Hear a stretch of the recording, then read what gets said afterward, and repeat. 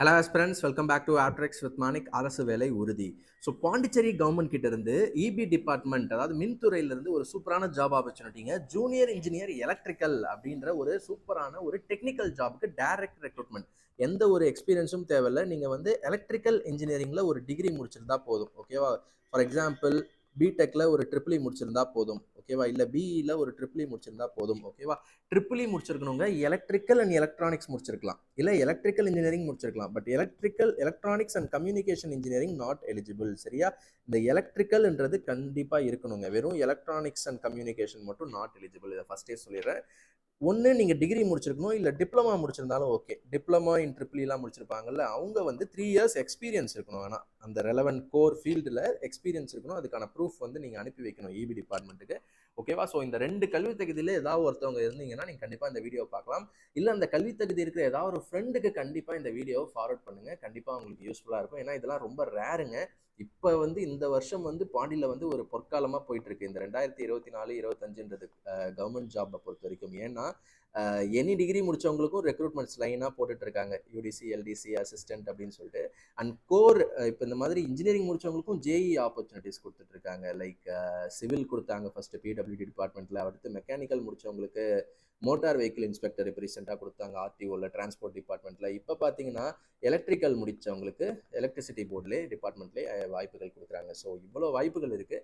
So கண்டிப்பாக நம்ம use பண்ணிக்கலாம். ஸோ நீங்கள் இந்த இப்போ படிக்கிற அந்த இபி போர்டுக்கு படிக்கிற இந்த ப்ரிப்பரேஷன் வந்து நீங்கள் எஸ்எஸ்சி இருக்கு இல்லையா, staff selection commission, central government ரெக்ரூட்மெண்ட்ஸ்லேயே ஃபேமஸானது ஸ்டாஃப் செலெக்ஷன் கமிஷன். அதில் ஜேஇ போட்டாலும் நீங்கள் இதே ப்ரிப்பரேஷனை யூஸ் பண்ணிக்கலாம், ஓகேவா? இது வந்து ஆகஸ்ட்டில் வந்துருங்க இந்த நோட்டிஃபிகேஷன். ஸோ அதுக்கும் நீங்கள் படித்த மாதிரி ஆகும் இப்போ, சரியா? ஸோ இப்போ நம்ம வீடியோக்குள்ளே போகலாம், சரியா? ஸோ ஃபஸ்ட்டு வந்து பார்த்தீங்கன்னா இம்பார்ட்டன்ட் டேட் வந்து லாஸ்ட் டேட் வந்து 31 3 மணியோட முடிஞ்சிடும். ஸோ சீக்கிரமாக அப்ளை பண்ணிடுங்க, ஓகே? அண்ட் நான் சொன்ன மாதிரி இது வந்து டெக்னிக்கலுங்க. இப்போ அசிஸ்டண்ட்டும் இதே குரூப் பி தான், இதே லெவல் 6 தான். பட் இது வந்து டெக்னிக்கல். நீங்கள் படித்த படிப்புக்கே வேலை பார்க்குறீங்கன்னும் போது இன்னும் கொஞ்சம் உங்களுக்கு ஒரு நல்ல ஒரு ப்ரைடு தானே. அண்ட் நம்பர் ஆஃப் வேகன்சிஸ் 73 வந்து ஒரு சூப்பரான வேகன்சி தாங்க. ஏன்னா அசிஸ்டன்ட் வந்து 256 கொடுத்தாங்க. அது எல்லா டிகிரியும் எழுதுவாங்க. பட் இது எலக்ட்ரிக்கல் தான் எழுதுவாங்கன்னும் போது 73 ரொம்ப அதிகம் தான். அதுலேயுமே 30 வந்து அன்ரிசர்வ்டுன்னும் போது இந்த அன்ரிசர்வ்டில் யார் வேணால் போட்டி போடலாம். இப்போ நிறைய பேர் தப்பாக நினச்சிக்கிறாங்க, இப்போ எஸ்சி அப்படின்னு சொல்லிட்டு 12 தான் இருக்குன்னா அப்போ எனக்கு 12 போஸ்ட் தானா? அப்படி கிடையாதுங்க. உங்களுக்கு வந்து 42 போஸ்ட் இருக்குது, ஓகேவா? இப்போ ஓபிசி அப்படின்னா உங்களுக்கு 38 வேகன்சி இருக்குது, ஓகேவா? 30ன்றது எல்லாத்துக்குமே போதும். டாப் 30 ரேங்கை எந்த ஒரு கம்யூனிட்டியுமே பார்க்காம அன்ரிசர்வ்டில் எடுத்துருவாங்க. எடுத்துட்டு மீதி 43 பேர், இந்த 73ல் இந்த 30 எடுத்துட்டு மீதி இருக்க அந்த 43 பேரை தான் இந்த வேகன்சியை வச்சு, இந்த ரிசர்வேஷனை வச்சு ஃபில் பண்ணுவாங்க, சரியா? அதனால உங்களுக்கு ஒன்று தான் இருக்குது அப்படிலாம் இல்லை. இந்த அன்ரிசர்வ்டு போக ஒன்று இருக்குது, அப்படி தான் நீங்கள் புரிஞ்சுக்கணும், சரியா? ஸோ பேமெண்ட்டை பற்றி நான் சொல்ல வேண்டிய அவசியம் இல்லைங்க. அசிஸ்டன்ட்லேயே உங்களுக்கு தெரிஞ்சிருக்கும். லெவல் 6 அப்படின்னா கண்டிப்பாக இப்போ இருக்கிற பேமெண்ட், நீங்கள் யாராவது அசிஸ்டண்ட்டாக தான் விசாரிச்சு பாருங்க, கண்டிப்பாக 60K கண்டிப்பாக வாங்குவாங்க. 8th பே கமிஷன்லாம் வந்துச்சுன்னா கண்டிப்பாக 80+ தாராளமாக போகும், ஓகேவா? 8th பே கமிஷன்லாம் வந்துச்சுன்னா 80,000+ தாராளமாக போகும். அடுத்த வருஷமே வந்துடும் சொல்கிறாங்க இல்லையா? S, super. அண்ட் நான் சொன்ன மாதிரி டிகிரி இன் எலக்ட்ரிக்கல் முடிச்சிருக்கணும். அண்ட் இன்கேஸ் நீங்கள் டிப்ளமா முடிச்சிருக்கீங்க அப்படின்னா 3 வருஷம் எக்ஸ்பீரியன்ஸ் காட்டணும், சரியா? ஸோ நான் இங்கே சொல்லியிருக்கிறதா சொல்லியிருக்காங்க, எலக்ட்ரிக்கல் அண்ட் எலக்ட்ரானிக்ஸ் முடிச்சிருக்கலாம். ஆனால் வெறும் எலக்ட்ரானிக்ஸ் அண்ட் கம்யூனிகேஷன் இல்லை, அவங்க கொடுக்கல, சரியா? அண்ட் நீங்கள் வந்து இதில் டிப்ளமா இன் எலக்ட்ரிக்கல் முடிச்சுட்டு 3 வருஷம் எக்ஸ்பீரியன்ஸ் காட்டுறீங்க இல்லையா, அந்த எக்ஸ்பீரியன்ஸ் வந்து ரெலவெண்ட் எலக்ட்ரிக்கல் ஃபீல்டில் இருக்கணும், எலக்ட்ரிக்கல் கோர் கம்பெனிலே இருக்கணும், ஓகேவா? அந்த எக்ஸ்பீரியன்ஸ் சர்டிஃபிகேட் எல்லாம் வந்து நம்ம கவர்மெண்ட் ஆஃப் பாண்டிச்சேரி வெரிஃபை பண்ணுவாங்க. அதுக்கான ப்ரொசீஜர் நான் அடுத்து சொல்கிறேன், என்ன படிக்கணும் எல்லாமே நான் டீட்டெயிலாக சொல்கிறேன், சரியா? அண்ட் ஏஜ் லிமிட் 30 வயசு தாங்க, ஓகேவா? 30 வயசு என்னைக்கு 30 வயசுனா இந்த மாதம் முடிவு, அதாவது அப்ளிகேஷனோட லாஸ்ட் டேட் அன்னைக்கு 30 இருக்கணும், சரியா? அண்ட் ஓபிசி இது வந்து அன்ரிசர்வ்டு, எந்த ஒரு கோட்டாலையும் வராதவங்களுக்கு 30. நீங்கள் ஓபிசியாக இருந்தீங்கன்னா 33 வரைக்கும் இருக்கலாம், 3 வருஷம் ரிலாக்ஸேஷன். எஸ்சி எஸ்டினா 5 வயசு ரிலாக்ஸேஷன், ஸோ 35 வயசு வரைக்கும் இருக்கலாம். டிஃப்ரெண்ட் ஏபிள் பர்சன்னா 10 வயசு ப்ளஸ் நீங்கள் இந்த கோட்டாலையும் வந்தீங்கன்னா அதுவும் சேரும். ஸோ இப்போ ரைட்டாக உங்களுக்கு குழப்பமா இருக்குது, நான் என்னோட ஏஜ் லிமிட் அப்படின்னா, அதுக்கும் அவங்க வந்து வேலையே வைக்கல. உங்களுக்கு வந்து என்ன கொடுத்துட்டாங்கன்னா ஒரு அனெக்ஷர் லாஸ்ட் பேஜில் கொடுத்துட்டாங்க. ஸோ அதை நான் காமிக்கிறேனே, இந்த டேட் ஆஃப் பர்த்துக்குள்ளே இருக்கணுங்க, அப்படியே பார்த்துக்கோங்க. நீங்கள் ஜென்ரலாக இருந்தீங்கன்னா இதுக்கு முன்னாடி பிறந்துடக்கூடாது, இந்த தேதிக்கு முன்னாடி மார்ச் 31 95 கூட பிறந்திருக்கக்கூடாது. இந்த டேட் மினிமம் நீங்கள் பிறந்திருக்கணும், ஓகேவா? அதே மாதிரி எம்பிசினா இதுக்கு முன்னாடி பிறந்திருக்கக்கூடாது, டக்குன்னு பார்த்துக்கோங்க. எஸ்சி எஸ்டி எல்லா இதுவுமே கொடுத்துருக்காங்க. அண்ட் வந்து மினிமம் ஏஜ் லிமிட் வந்து இது மினிமம் நீங்கள் இந்த தேதியிலாச்சும் பிறந்திருக்கணும், இதுக்கு அப்புறம் பிறந்திருக்கக்கூடாது, ஓகேவா? ஏப்ரல் 1ஆம் தேதி கூட பிறந்திருக்கக்கூடாது. ஓகேவா? ஸோ இதுதான் அவங்க கொடுத்துருக்கிறது. இது நீங்கள் பாஸ் பண்ணி நோட் பண்ணிக்கோங்க. பிடிஎஃப் நான் கீழே வச்சிடுறேங்க. சரியா? அதையும் ஒரு வாட்டி பார்த்துக்கோங்க. அண்ட் எங்கே விட்டோம் அப்படின்னா ஏஜ் லிமிட்டில் விட்டோம். ஸோ ஏஜ் லிமிட் 30 இருக்குதான்னு தெரிஞ்சுக்கோங்க. இல்லை உங்களுடைய கம்யூனிட்டிக்கு தகுந்த ஏஜ் லிமிட் இருக்கான்னு தெரிஞ்சுக்கோங்க. அண்ட் இதெல்லாம் வந்து நம்ம எப்பயும் வழக்கம் போல் பார்க்கறதா நேட்டிவிட்டி ரெசிடென்ஸ் சர்டிஃபிகேட். ஸோ இது பார்த்தீங்கன்னாங்க, இன்னொன்று சொல்ல மறந்துட்டேன். இது நீங்கள் அப்ளை பண்ணோம் அப்படின்னா ஃபஸ்ட்டு முக்கியமான எலிஜிபிலிட்டி வந்து நீங்கள் வந்து ஒரு நேட்டிவ் ஆர் ரெசிடென்ட் ஆஃப் புதுச்சேரியாக இருக்கணும். பாண்டிச்சேரி ரெசிடென்ட்டாக இருக்கணும். இல்லை அதாவது நீங்கள் பூர்வீகமாகவே பாண்டி இருந்தீங்கன்னா உங்களுக்கு நேட்டிவிட்டி சர்டிஃபிகேட் கிடச்சிரும். இல்லை ஒரு லாஸ்ட் 5 வருஷம் இங்கே இருந்த ரெக்கார்டு இருந்துச்சுன்னா உங்களுக்கு ரெசிடென்ட் சர்டிஃபிகேட் கிடச்சிரும். ரெண்டுத்தில் எதுவாக இருந்தாலும் ஓகே. ஓகேவா? ஸோ இதான் வந்து பேசிக் தகுதி. அதர் தென் கல்வி தகுதி. ஏஜ் தகுதி இருக்கான்னு பார்த்துக்கோங்க. அண்ட் இந்த சர்டிஃபிகேட்ஸ்லாம் டியூரிங் சர்டிஃபிகேட் வெரிஃபிகேஷன் அப்போ வைக்கணும்னு சொல்லியிருக்காங்க. அண்ட் டிஃப்ரெண்ட் லேவல் பர்சன்ஸ்க்கு என்னென்ன ரூல்ஸ் சொல்லியிருக்காங்க. ஸோ இதெல்லாம் நீங்கள் படிங்க. அப்புறம் எக்ஸ் சர்வீஸ் மேனுக்கு என்னென்ன ரூல்ஸ்னு. அண்ட் இதுதான் எல்லாரும் ஆவலாக எதிர்பார்க்கறது இல்லையா, என்ன பேட்டர்ன் அப்படின்னு சொல்லிட்டு. ஸோ ரிட்டன் எக்ஸாமினேஷன் தாங்க, கம்ப்யூட்டர்லாம் கிடையாது. யூடிசி எல்டிசி அசிஸ்டன்ட் வழக்கம் போல் நம்ம பாண்டிச்சேரியில் நடக்கிற எல்லா ரெக்ரூட்மெண்ட் மாதிரி இதுவும் ரிட்டன் தான். 2 பேப்பராக வைக்கிறாங்க. Paper 1, paper 2. அதில் பார்த்தீங்கன்னா 2 பேப்பரில் இது முக்கியமான பாயிண்ட் என்னன்னா, ஒன்று காலையில் நடந்துடும், இன்னொன்று மதியம் நடந்துடும். ஒரே நாள்லேயே முடிச்சிருவீங்க. சரியா? ஒரே நாளில் 2 பேப்பர். 2 பேப்பருக்குமே 100 கொஷின் 100 மார்க். 2 பேப்பருமே 2 மணி நேரம். 2 பேப்பருமே இங்கிலீஷ். கிளியரா? அவ்வளோதான். As simple as that. And பேப்பருக்கு பேட்டர்ன் பார்த்துரும். ஒரு பேப்பருக்கும் பேட்டர்ன். இப்போ ஃபஸ்ட்டு பேப்பர் பார்த்தீங்கன்னா ஜென்ரலுங்க. செகண்ட் பேப்பர் வந்து கோர் நாலேஜ் டெஸ்ட் பண்ணுவாங்க. சரியா? ஸோ ஃபஸ்ட்டு பேப்பர் வந்து 25% தான் வெயிட்டேஜ். செகண்ட் பேப்பர் அந்த கோருக்கு தான் 75% வெயிட்டேஜ். ஸோ அதனால் நல்லா கவனிச்சு பாருங்கள். அந்த ஃபஸ்ட்டு பேப்பர் வந்து நீங்கள் என்னென்ன கிளியர் பண்ணணும் அப்படின்னா, குவான்ஸ் ரீசனிங்க நம்ம ஏரியா. சரியா? ஸோ குவான்ஸ் ரீசனிங் இப்போ அசிஸ்டண்ட்டுக்கு படிக்கிறீங்க இல்லையா, அதே விஷயம்தான். பட் இதில் வந்து மொத்தமாக இது எல்லாமே சேர்த்தே 100 மார்க் தான். ஓகேவா?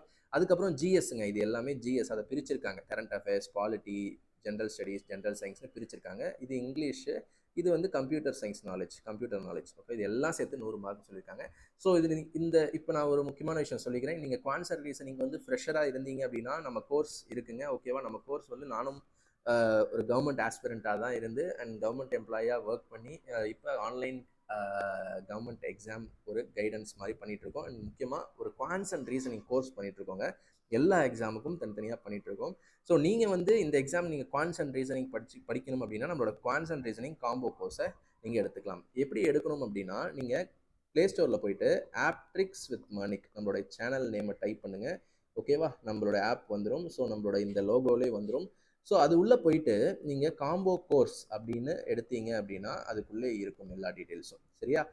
அப்புறம் இந்த விஷயம்லாம் இருக்கு இல்லையா, இந்த இதில் வந்து general studies, science, current affairs, polity, இதுக்கெல்லாமே வந்து முடிஞ்ச வரைக்கும் ஃபேமஸான புக்ஸு, நோட்ஸு எல்லாமே வந்து ஆப்புக்குள்ளே ஃப்ரீயாகவே வச்சுருக்கோம். அது எங்கேருந்து எடுக்கணும்னா, ஆப்பில் நோட்ஸ் அப்படின்னு ஒரு ஃபோல்டர் இருக்கும், அது உள்ளே போய் எடுத்துக்கலாம். சரியா?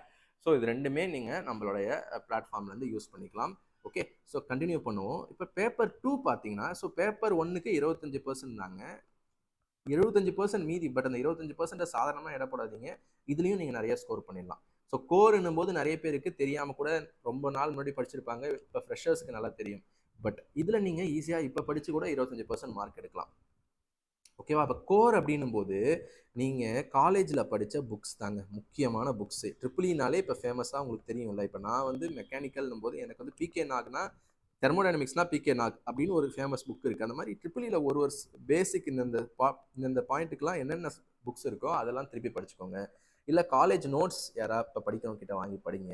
இல்லாட்டி கேட் ப்ரிப்ரேஷனுக்கு புக்ஸ் இருக்கும். கேட் ட்ரிபிள்இ ப்ரிப்ரேஷனுக்கு இப்போ டாடா மெக்ரா ஹில் அந்த மாதிரி பப்ளிகேஷன்ஸ்லாம் விற்கும். அந்த மாதிரி வாங்கி படிச்சுக்கலாம். சரியா? ஏதாவது ஒரு சோர்ஸ் எடுத்து படிங்க. இது 100 மல்டிபிள் சாய்ஸ் கொஷின்ஸ் தான். நீங்கள் எந்த ஒரு டைக்ராமோ எதுவுமே வர தேவையில்ல. 100 கொஷினை 100 ஆப்ஷன் ஏபிசிடி ஷேட் பண்ண போகிறீங்க. 2 மணி நேரம், 75% ஸோ முழுக்க இதில் வந்து இதுதாங்க வெயிட்டேஜ் அதிகம். அதனால் நீங்கள் கோர் நல்லா படிச்சிருந்தீங்கன்னா தான் இந்த டெக்னிக்கல் ஜாப் உங்களுக்கு கிடைக்கும்.